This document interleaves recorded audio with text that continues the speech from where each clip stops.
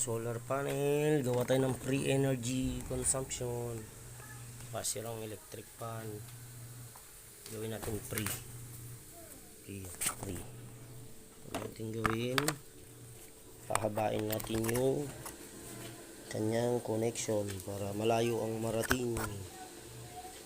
Dudugtungan natin yan.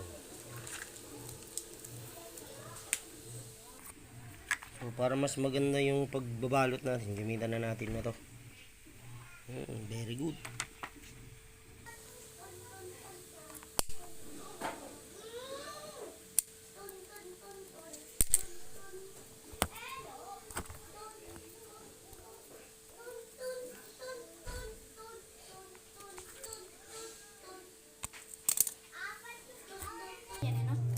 Malinis siya.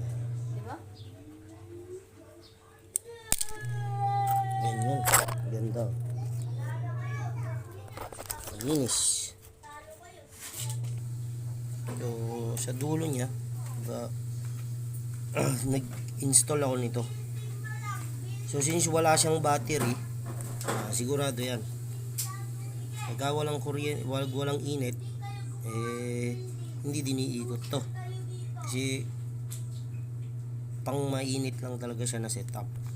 Pwede naman natin siya lagyan ng battery, pero ano lang to DIY lang siya, mga sira-sirang gamit na nasira na yung mga board niya.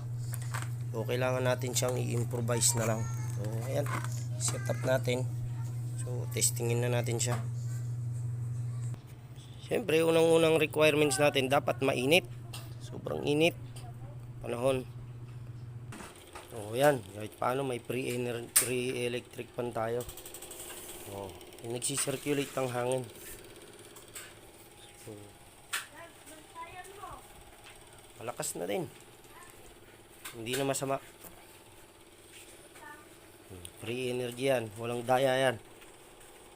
Hindi katulad yung ibang napapanood nyo, may daya.